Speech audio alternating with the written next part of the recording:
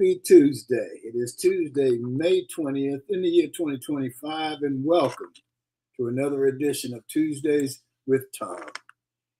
It is Mental Health Month, an annual observance founded by Mental Health America in 1949 to highlight the importance of mental well being, educate the public, reduce stigma, and promote support for those affected by mental health conditions.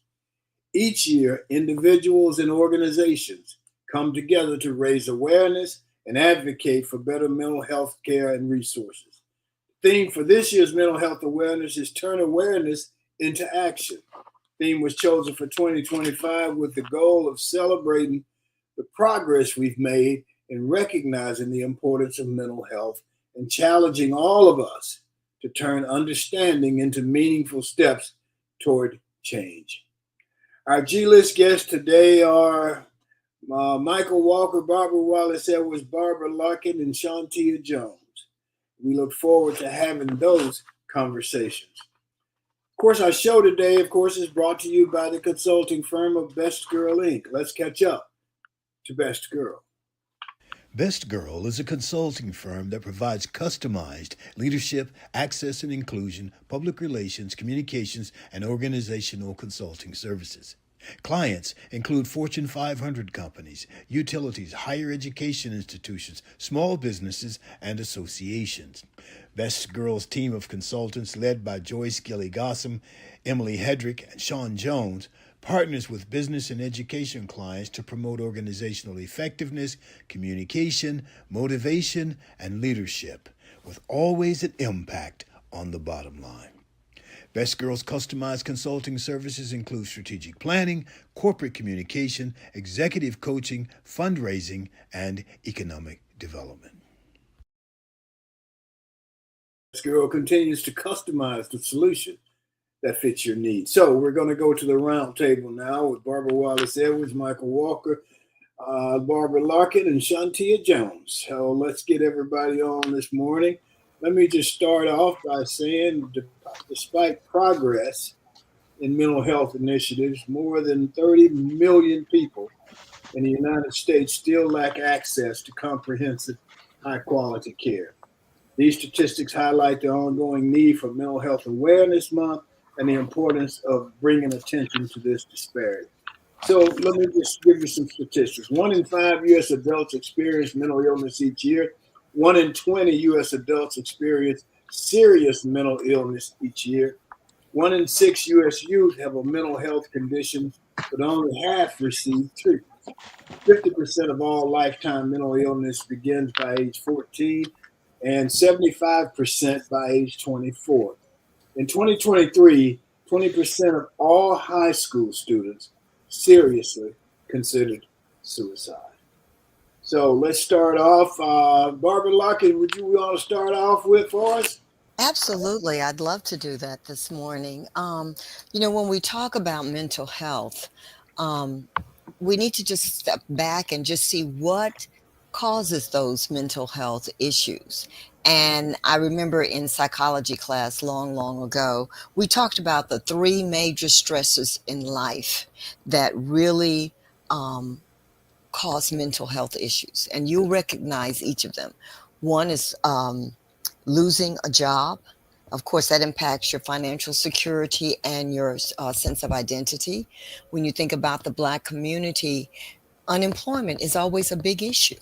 When they're laying off people, as in the sense that we've seen recently with this new administration, a lot of Black people lost their jobs because in D.C., many African Americans there, most of them are government workers. And the saying is, you got to get that good government job. And it has raised many African American families out of poverty. The second one is death of a loved one. Many of us have experienced that, and it's almost self-explanatory, but it's a profound loss. And it affects us emotionally and mentally. And very often, I know in my case, I sought out counseling because when my mom died and then my father died, it was a double death. I've never experienced it. So that death of a loved one is is a divorce. You have a significant personal relationship that dissolves. That's a huge change, and many times it will spill over into financial issues as well. Now, those are the three major ones, but there are many, many others. But I think we can all relate to that and see that in our families, in our community, and certainly in the Black community. So Barbara, just a minute. Your sound went out for a minute. Oh, So I got losing a job and death of a loved one. What was the third? the third one is a divorce or breakup. Divorce or breakup, where a significant change in your personal relationship can be deeply stressing. It affects who's in the house, it affects your finances, and it affects your relationships, your extended relationships as well. Okay. Let's go, Michael. Well, good morning, everybody, and appreciate the opportunity to discuss this important topic. And of course, I concur with what Barbara said, but I was taking a look at the World Health Organization. A certain president decided to withdraw America from World Health Organization, and their definition of mental health is a state of mental well-being that enables people to cope with the stresses of life, realize their ability, learn well and work well, and contribute to their community. You go back to what Barbara was just talking about, a lot of the factors that causes mental health. And with the World Health Organization, it kind of talks with what Tom talked about was the ages. And a lot of things nowadays are adverse childhood experiences. And, you think about that from a standpoint of social economic pressure. Okay, we're living in a day where everything has to be designer this, designer that. And you think about the kids that do not come from that background, and you know how bullies are in school now. So a kid who comes from a family that's not able to get him those designer jeans or tennis shoes for that matter, then they already feel less than. And then you throw on top of that the kids in school that are making fun of them because they don't have it, and have not. So then that self-confidence starts to wane and you doubt yourself. Then you withdraw. Okay. And the older you get, the more and more those pressures become. It's interesting where they talk about what's called modifiable factors for mental health disorders. Occupation, a person's level of social involvement, education is one, housing quality or the lack thereof, and then non-modifiable factors that are included. And I found this interesting, gender. So you think about gender discrimination, whatever, age, ethnicity, and nationality. Things you can't do anything about, but you're subjected to stresses, unfair treatment, and whatever because you just happen to be who you are. Mm-hmm. That adds to mental health as well. Okay. Barbara. Yeah, and in addition to what Barbara and Michael has already mentioned, sometimes medical conditions can also lead to mental health issues. People who have chronic health conditions such as brain injuries or thyroid disorders, many times those things lead to mental health problems as well. And one of the major things is substance abuse. People who use or abuse alcohol and drugs can also trigger mental health issues. And sometimes it's a combination of all of those things, or many of those things that affect people who have mental health illness, and unfortunately, people in our community seem to deal with most of those triggers. Sean. Okay, so so mental health. So I know like all of you touched on all the bases that I wanted to share. So I will just share ways that we can like prioritize our mental health. Just by making sure we get enough sleep. Mm-hmm. Like doing mindful things like meditation, regularly exercising. And if you're not, maybe able to exercise, just take, little short walks throughout the day just to, keep yourself busy. I think the main two for me is just connecting with other people. Like especially like with all the social media blowing up, like we focus on like just scrolling on our phones all day versus going out and talking to people or calling on the phone or visiting with other people. And then also just talking about your feelings.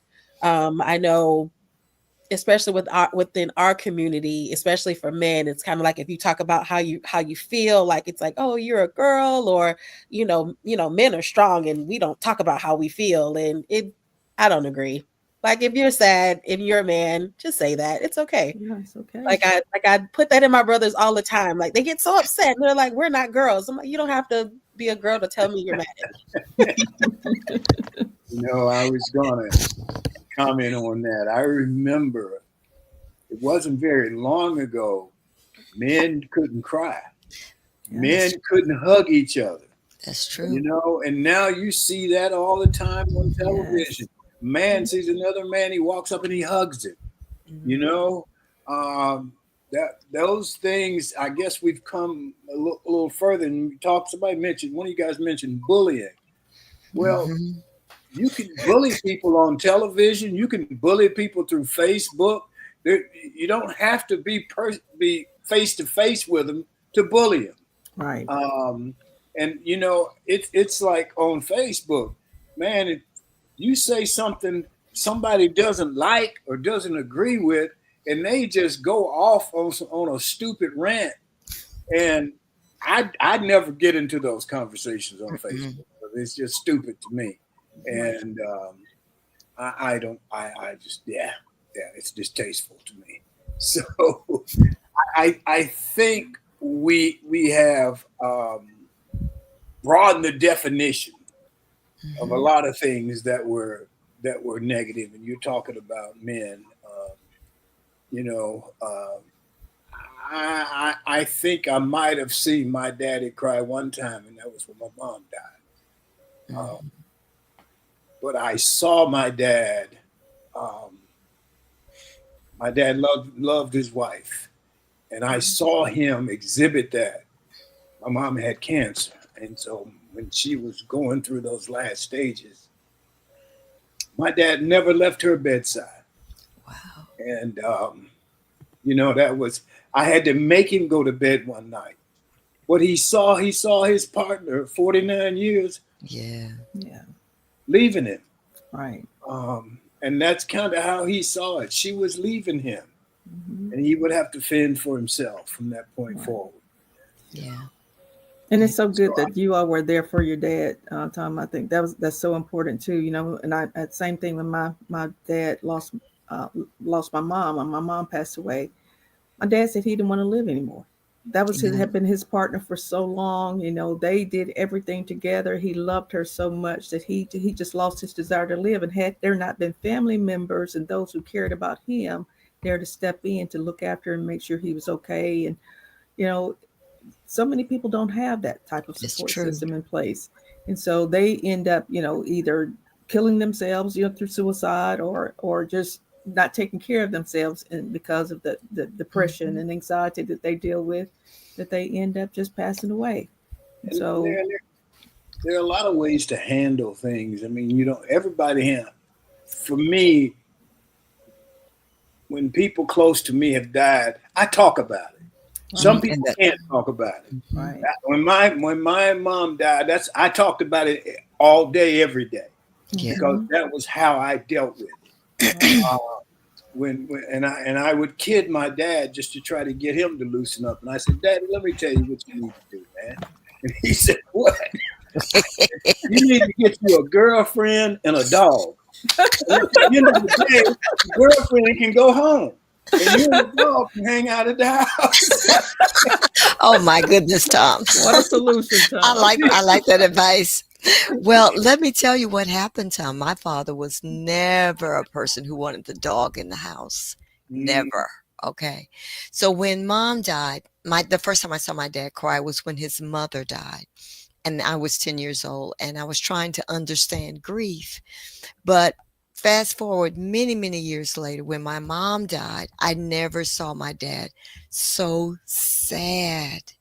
They had been married for 70 years, and he had lost his partner. And I was trying to figure this thing out because, my parents were my pillars that I was always holding on to. And Tom said to me, he says, Barbara, we have to bring your dad home to live with us because he will not survive out there by himself, which we did. And, you know, when mom was gone and then there was Tom and there was me, one day, as Barbara knows, our dog, Angel, who is a miniature schnauzer, completely black little girl, she is just amazing. Angel She is a just, person. Angel is not a dog. Let's clarify that first of all. But go we'll ahead. clarify that. She's the baby of the house. Yes. And so when the storm comes or just rain, she just goes and shakes like a leaf. So my dad was sitting on the couch and Angel jumped up on the couch with him, which he normally doesn't allow, but she was just shaking because it was raining. And he pulled her over to his side and cupped his arm up under her and patted her on the head until she calmed down. So that dog is very important, Tom. I don't care what anybody says. Get your girlfriend and a dog. At the end of the day, the girl. At the end of the day. And what I found is that later on, she would jump up in his bed and sit with him. And I thought, at first I wanted to get her out of the bed, but then I said, no, leave her there. They must be okay. Yeah. So, yeah, get your girlfriend and dog. I think you like I did. I like it. Michael. Go Yeah, ahead. it's, as we talk about mental health, I think nowadays, as we evolve, which is expected for humankind, some of us, anyway, there are so many different types of disorders that are now considered part of mental health. Yes. Like, for instance, going back to the World Health Organization, they talk about types of mental health disorders that are kind of similar, such as anxiety disorders, mood disorders, and then schizophrenic disorders. Mm-hmm. And when you talk about it, and I see people a lot of times that say they have anxiety, they suffer from anxiety. And you wonder what's causing the anxiety, because some of these people, they seem to have a very fruitful life, if you will. They're not down on the bottom rung of the social-economic power structure, okay? They're near the top. They're not of a oppressed ethnic background. They're in the background where they weren't oppressed, but yet and still they have anxiety, and you wonder what causes that anxiety. And it could be something as small as having to give a speech the next day, and they have anxiety because of that. Or some of the things that we, because of what we have experienced in our life, would figure, oh, that's just normal. That's a part of being who I am. It's expected, and that's where you look at it and say, well, why are they like they are? And then you talk about mood swings. Depression is a big deal of it. So I think everybody gets depressed from one time or another about something. Mm-hmm. So when I get depressed, does that mean I have a mental disorder because I get depressed? I'm just wondering about that. What say you? I think that I used to go to yoga right up here in town. They would always start off with a discussion, and mainly it was kind of mental health issues, so to speak, and using the whole idea of yoga and so on and so forth to deal with that. And I don't know, I just didn't have that. I think therapy is good, but for me, sometimes therapists want to create an issue that isn't there for me. Now, maybe it is for other people. It's like when you get these surveys in the mail or whatever. Well, I always thought that I wasn't A or B. I was somewhere in the middle of that. Middle. Yeah. Mhm. And sometimes some people, therapists or yoga people, whatever, have a hard time accepting that. And so I think you have to know who you are. And you have to go through this point in life. I can look back over my life and see what my growth spurts were, my mental growth spurts were. And that sort of brought me to have the freedom to be who I am, rather than trying to be something that somebody else needed me to be. And I think that's a big part when you feel athletics, when you feel you're supposed to be a star and you're not, and so or you have I came up in the era in athletics when coaches would berate you. Man, they not just, they made you feel really low. And I can think about guys who, no matter what they did, it wasn't good enough.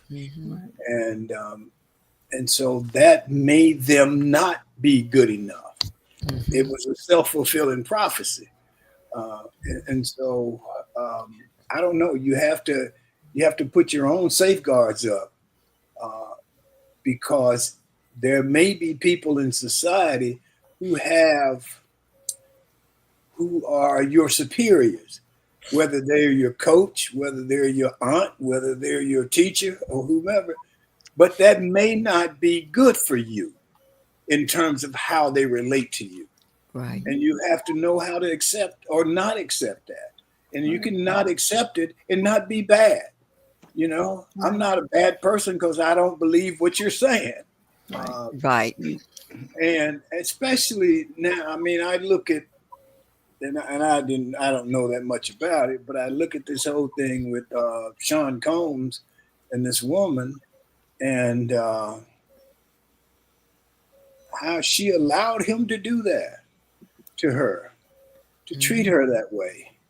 And I know people can say, well, I'm wrong for saying she allowed it, but who in the hell was he? Other than trying to help her make money. And so I think a lot of times it's where your God is. If your God is money, more than likely you're going to have issues. You're going to have issues. And you're going to end up having some mental health issues. And a lot of times women come out of those kinds of relationships at home. I don't know her situation. And then they seek out unknowingly those same kind of relationships. And especially if you've had a mother who endured that kind of physical abuse, then in some way your mind may think that it's okay. But then there's some people who say, I'm not going to allow that to happen to me. Right. And they can dig deep and find that strength to resist and remove and make whatever sacrifices they feel is necessary to get out of that situation. And, it's when I listen to what's happening in that particular case, it's very distressing to me because no one should have to endure what we saw in that hallway in that hotel. That just sent me over the wall because it just, if that had been me, there would have been a different kind of reaction. They would be having me as the defendant. Yes. And even him, what made you think that was okay? Okay, yeah, because that woman. he's gotten away. He's gotten away with it. So He's many Not gotten times. at away with all. that type of thing so many times in the past that he felt like that was okay. That was the norm. He Yeah. like he went down to the hotel and paid them off, not to release that video and so this man he got money and he felt like he had the power and he could do anything he wanted to do. In her case, I'm of course not defending her because I'm like Barbara.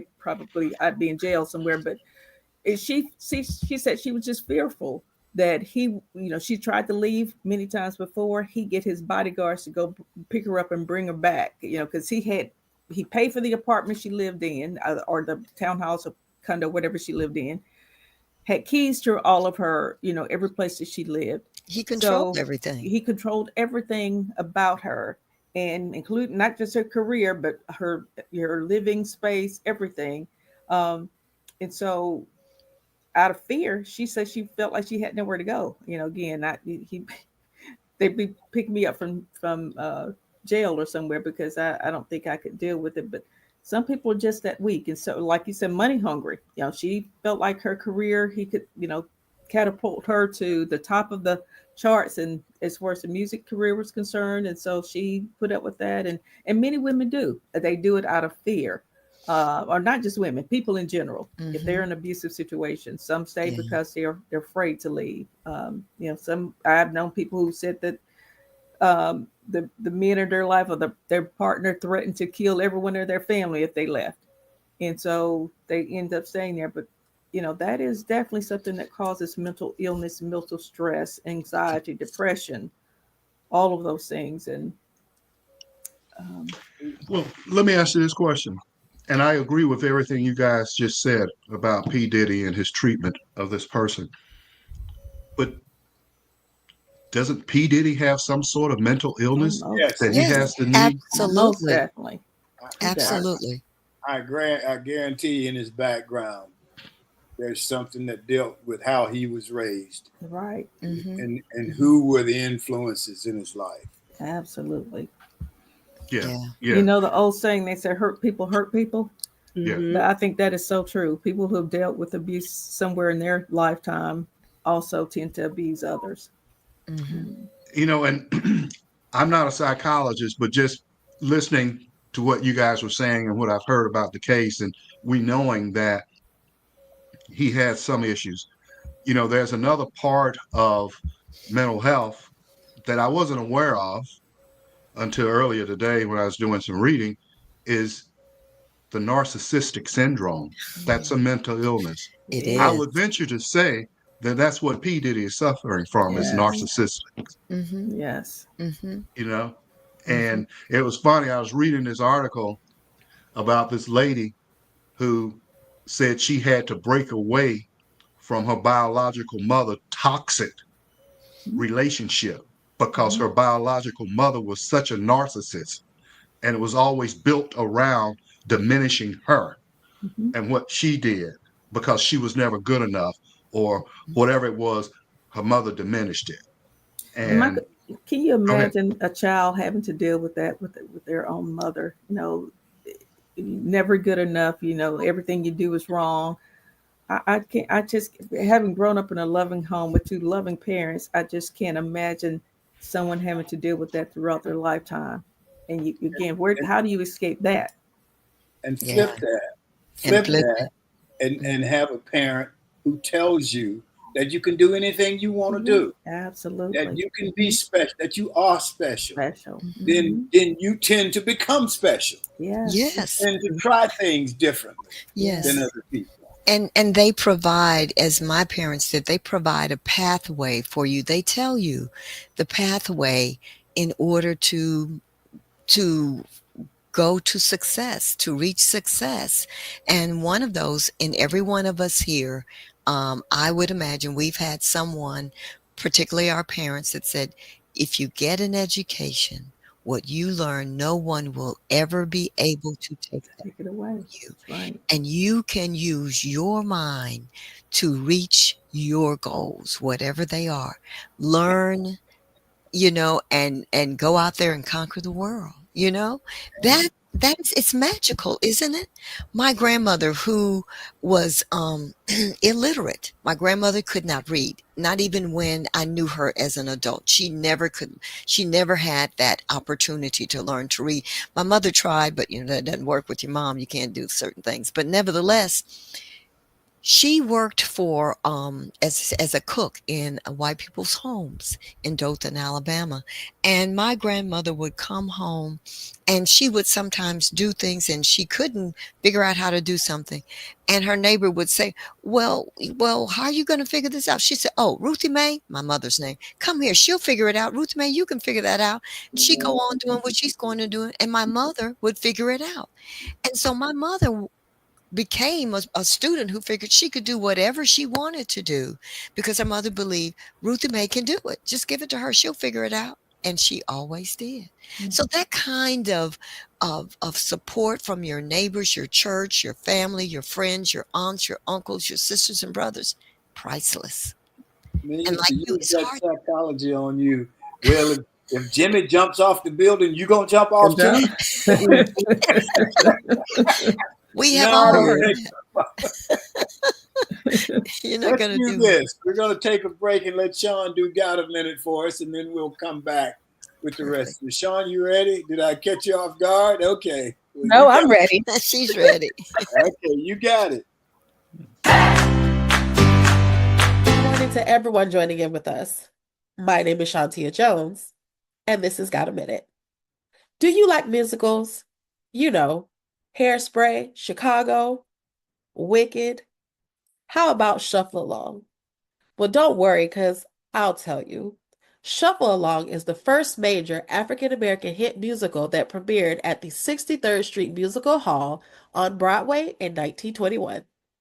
During that time, the odds are stacked against the revenue-style show written and performed by African-Americans. Fortunately, it ran for over a year, making it the first major Black American musical on the Great White Way.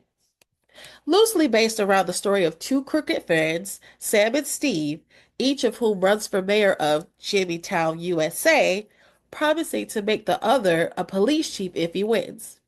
Shuffle Along had its roots in vaudeville, jazz, and minstrelsy. Modern critics grapple with the question of whether Shuffle Along perpetuated racial minstrel tropes or represented the moment of which African Americans broke out the confines of blackface minstrelsy. The answer may be both. In fact, even as they broke barriers by performing at all Black shows, the Black performers still had to wear blackface to avoid making white audiences uncomfortable. At the same time, the show featured a developed romance plot between the two Black characters, something unheard of in the mainstream theater at that time. Go watch a musical today. I commend it. Thank you all for joining in. My name is Shantia Jones, and this has God a Minute.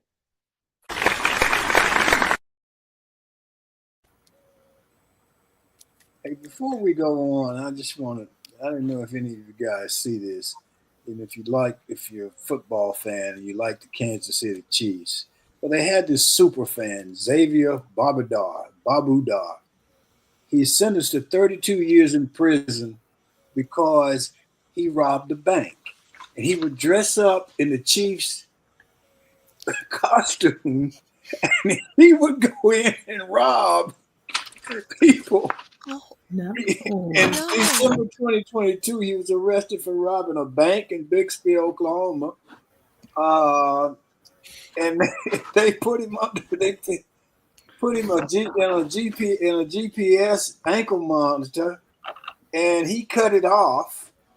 And in 2024, he admitted to stealing more than $800,000 from banks in 11 robberies across 7 states. He was the That's the mental illness for sure. I mean, how do you think you're getting away with that? You have to know you're going to get caught eventually. Oh my gosh! He had to be, man. He cut the ankle monitor off his ankle, so they wouldn't know where he was. They couldn't track him. Oh my goodness! Yeah, It takes all kinds. that Yes. is hilarious. I Um, can't, I can't as a believe kid, it's funny. As a kid, we had mental illness around, but we looked at it as something differently. We You did. know, and I remember my grandparents used to say, because we had my great uncle's wife had some mental illness issues, and every once in a while she would have to be hospitalized, and I could hear my grandparents trying to talk above me, you know, and saying, "Well, Helen had a nervous breakdown." I'm like, what is a nervous breakdown? And how do your nerves just break down? Because as a child, Right. I'm taking it literally as to Right. what they say. And I'm Right. and I'm imagining to myself that somebody's brain is having all these electro shocks and it's just breaking out, just Right. doing a breakdown. And then she go in the hospital and come out. And I'm sitting there and she come visit and I'm sitting there looking at her like, I wonder if she's going to have another nervous breakdown while she's sitting here because Oh I my had no goodness. idea what that was, Right. and Yeah. it's then I also remember them trying to tell me that, don't be a weak-minded individual, and that was their way of telling me to think on my own and, control my emotions, which has a lot to do with your thoughts, in other words.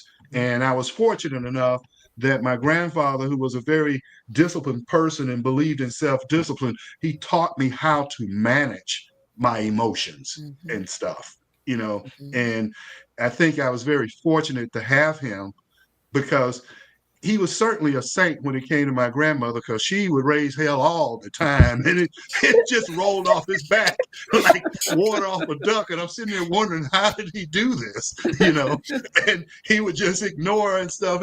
And he sat down and talked to me about, you have to control your emotions, especially if you are a man. And he said, women, they are emotional people as well. So, and a lot of times they become more emotional, but you have to keep your wits, And he talked to me about Bible verses and what the Bible said about how a man should treat a woman and what have you, and all that type of stuff. And it helped me to grow up and understand how to control my emotions. And a lot of times I think that's just missing, and I finally figured out what weak-minded was when, I started playing basketball and our coach told us mental toughness. So I flipped it, and so then you have to kind of figure out within yourself. But the problem is those people that are not able to do that, that don't have that foundation. And that's where we have the problem. And I wonder when our elected officials are going to stop looking at people when they take a gun and go out and kill people and say it was a mental illness. Okay, fine. If we agree that it's a mental illness, this person has had a history, we have to do something to stop them from getting guns. Yeah. Well, that's not going to happen until like it hits close to home. It really doesn't, they don't care anything about it until like it actually happens to someone they know or a family member or it relates to them in some type of way. You're right, Sean. Mhm. And even though our sitting president had a couple of shots fired at him, he still did not understand the need for gun control. Well, Barbara, when you have those things set up, and, That's true. That's true. it's not It doesn't real. matter. It's It not doesn't real. matter. It's It's not real. real. That's very true. I wanted to look at work-related mental health issues because I think all of us have at some point in time experienced extreme pressure from individuals that we worked with or we worked under or we worked for. And I think as African Americans, we have seen in the newspaper where nooses have been hanging in workplaces, where people have played the kind of music that was supposed to make us feel uncomfortable, conflict with colleagues on the job. And this happens a lot for African Americans, and especially when you're working on jobs where a lot of education is not required. You're a high school education. This puts you in a vulnerable place because now you're being supervised by someone who may have a semester of college education. And that person has this narcissistic attitude, and now you're in a very, very difficult situation. And I want to talk about people who have found ways to work through that. And all of our parents who grew up in segregation, who lived in segregation, who raised us during segregation times, understand it. One of the things that I was fascinated by was the artist, the local artist, Thornton Dow. You all may have heard of Thornton Dow. Thornton Dow worked as a welder back in the 50s and during that period of time. And that was really hard, hot, long hours work, physically demanding in the Birmingham areas where, you know, steel was king for here in the mines, being king for Jefferson County at that time. And he had to have had some mistreatment on his job, because that was just part of it during those times when he was working as a welder. And what he did is he created a space at home where his artwork became his outlet. Yes. And it flourished into something that he absolutely had no idea that it was going to be a sense of wealth for himself and for his family. And I think that a lot of times we have to find safe places for our mental health. Even if you're a professional, oftentimes you have to find a safe place for your mental health to be good, so that you can revive yourself, you can nurture yourself, whether that's with friends, which are heavily important, whether that's in nature, whether that is in your church work. And that was a safe place for probably all of our parents. Church was a safe place where we were all there experiencing pretty much the same thing, but we found refuge and refresh in our Bible, in the sermons and in the songs, in the fellowship, on the usher board, on the deacon board. All of these things were places of refuge for us. And nowadays, as African Americans, I think we have to either go back and find those places or create places that are safe for our mental health, because we're experiencing some of the difficulties that Thornton Dow experienced on his job. And that's so important that we find those safe places for ourselves. I agree, Barbara, totally. Go ahead, Tom. Go ahead.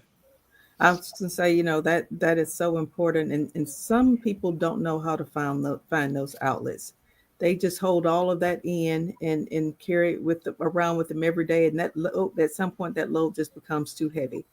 And I think that's why we have so many suicide attempts today, and some people who are, of course, successful with suicide attempts. But one of the stats, and Tom, I know you read quite a few stats at the beginning of the show, but one stat that really surprised me is that 79% of people who die by suicide are male. I had no idea that rate would be that high. 79% of suicide or people who are males.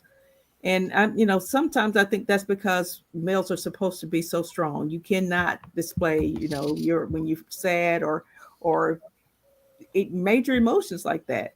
And so you tend to bottle that stuff up inside, and not having, some of them are, you know, don't seek out friendships in many cases, or go to relatives and talk with them about the issues they have going on.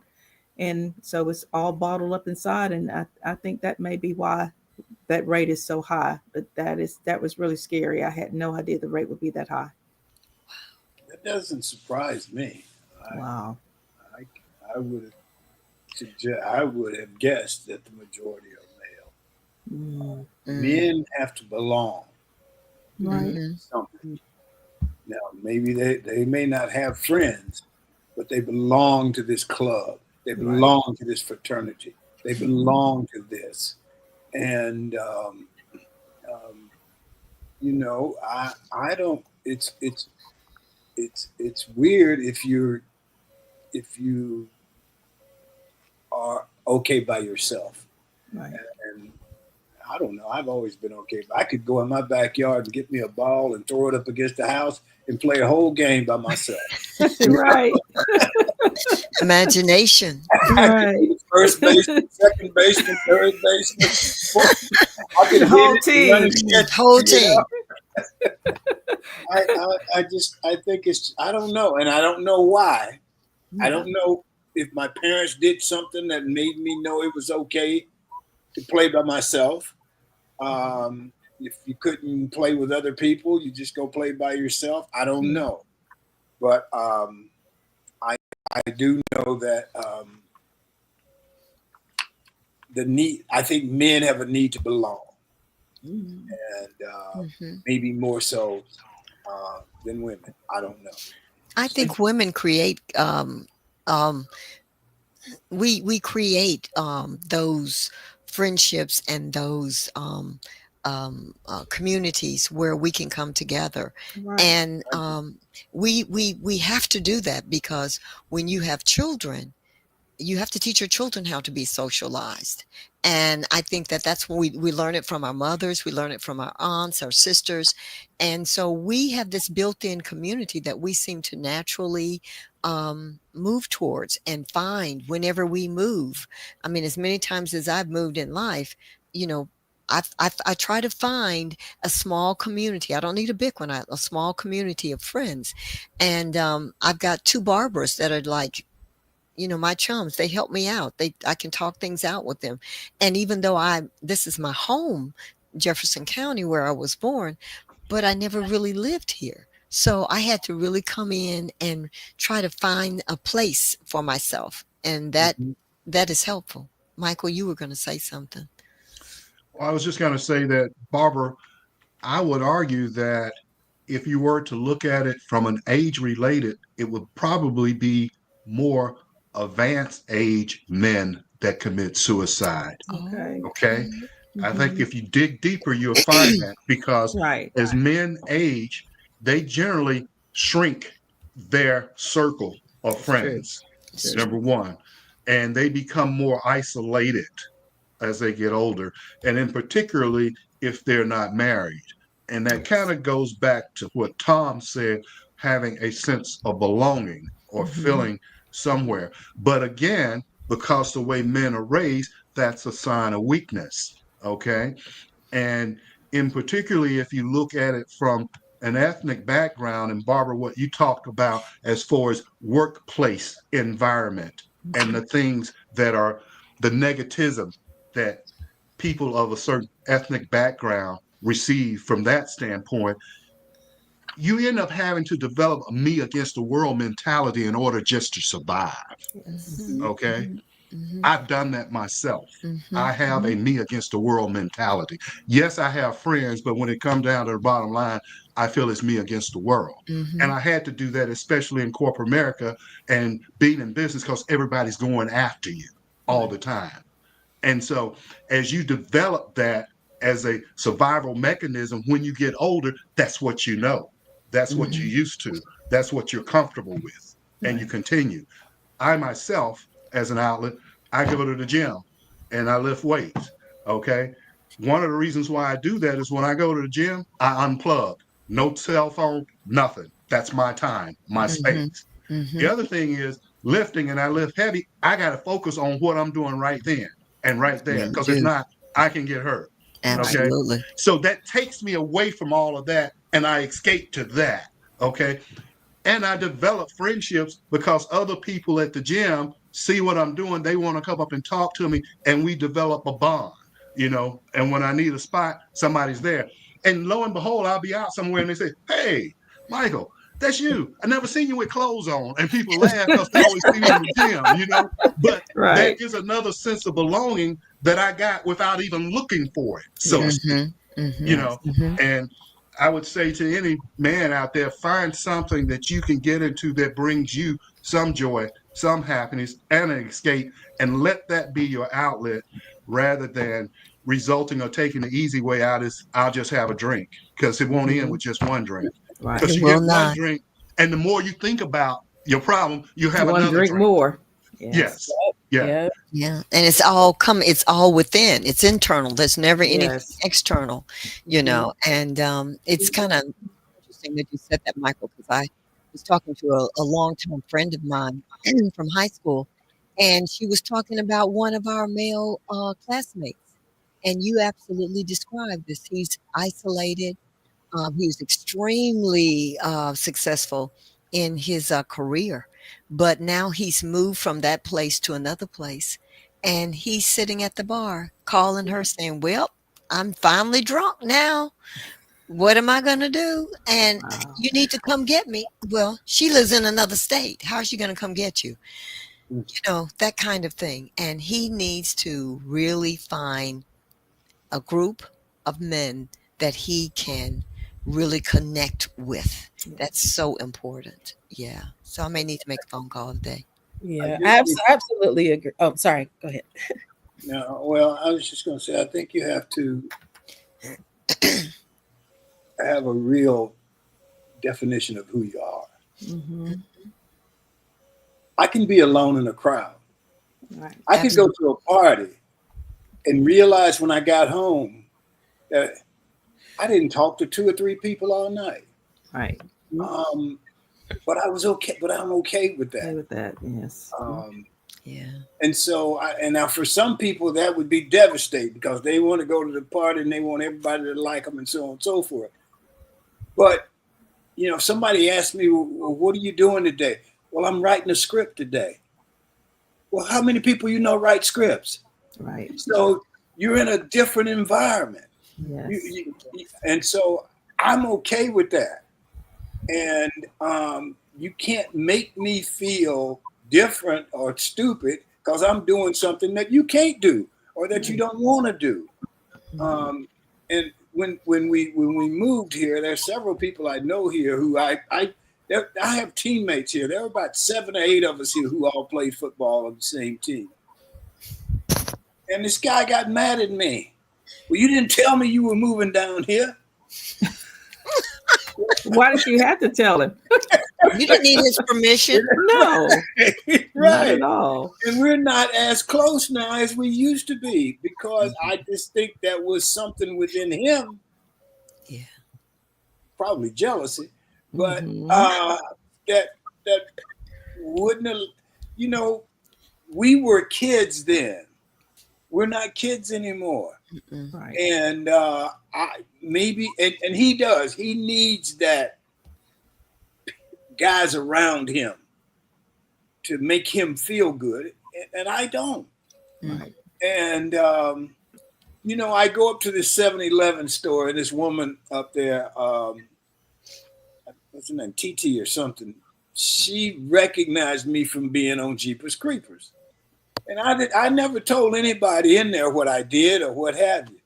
And so she brought that up, and I said, yeah. And we started talking about it. And she asked me if I would bring her a picture or whatever. And I did. And I signed it and everything.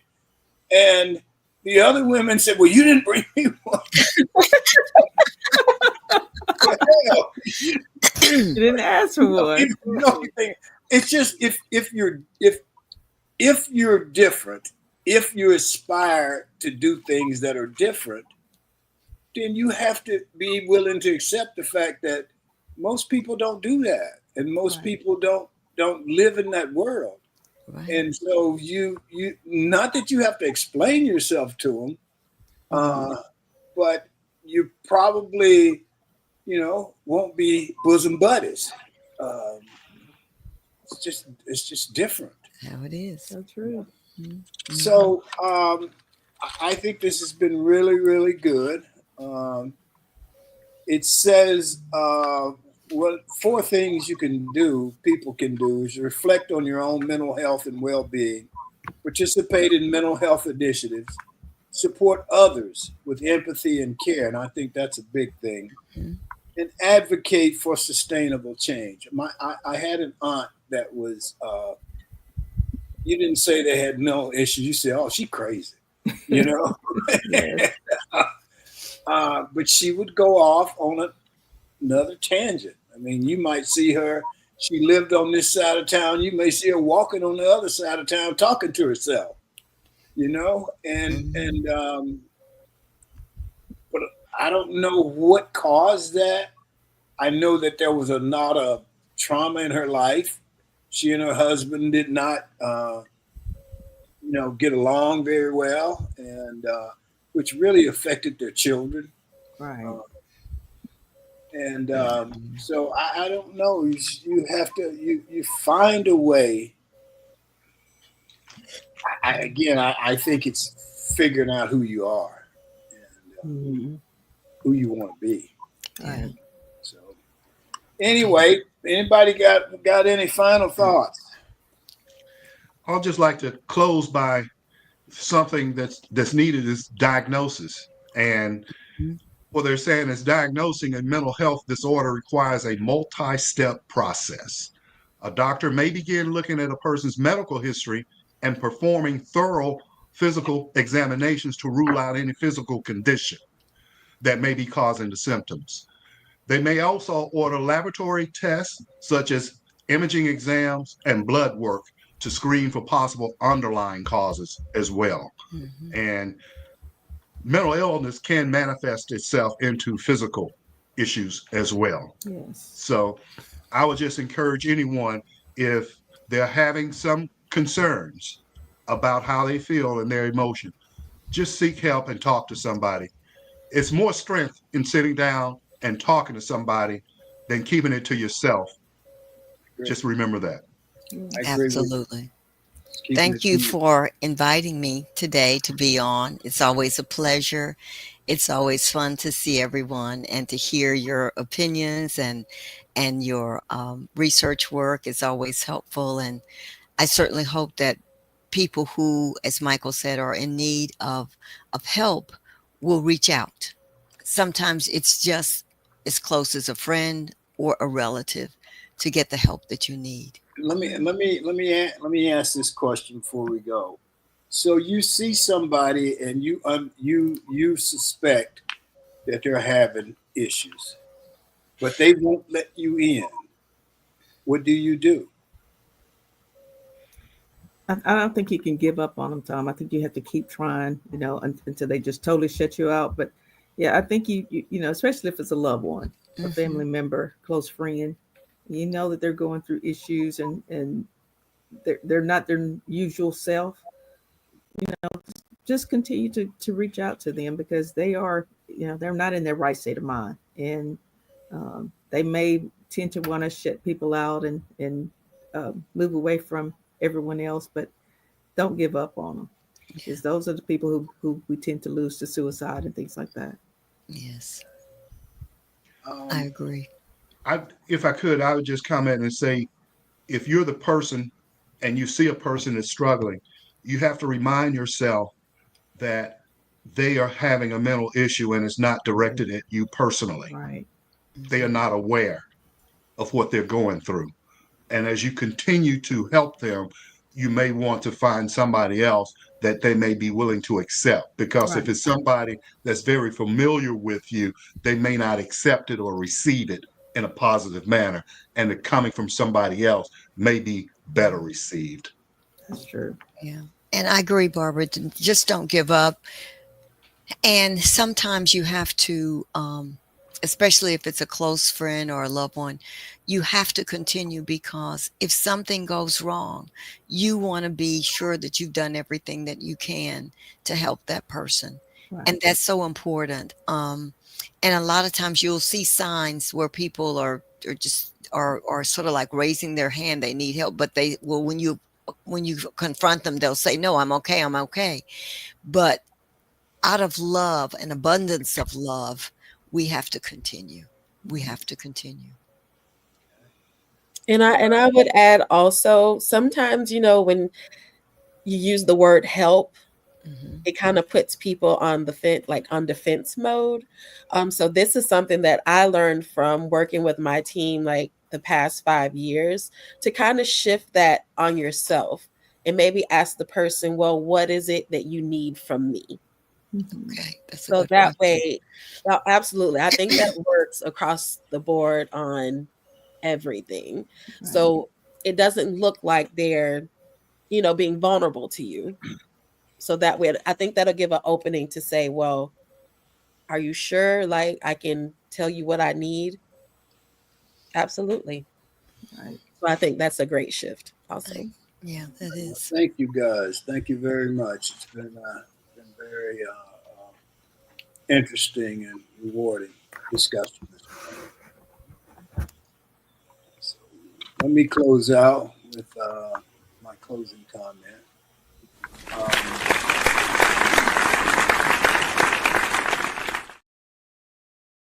I had a good friend in college, and he didn't do bold, outlandish things, and he seemed to be under control.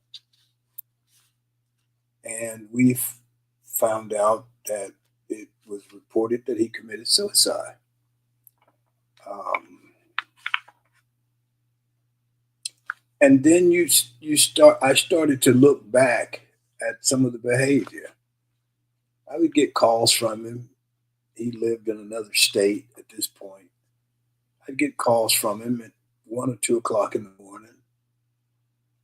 And he always said he had been treated unfairly, which he had, and that he was coming back to show everybody what they had missed out on. None of us believed that he committed suicide until we actually got into the whole mental health issue and understood it more. And then you ask yourself, well, could I have done more? Well, we were all very young, and we didn't know that we could have done more because we didn't see what was there. We didn't see that all these disappointments he went through in terms of his career and so on and so forth led him to that fateful night where he took his own life. So I think in ending this conversation, we should all ask ourselves when we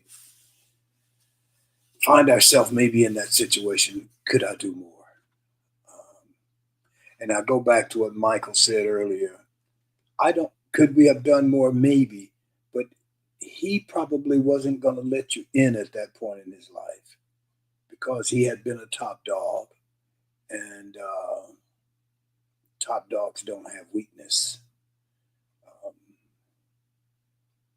So I think as we end this, we look at our friendships and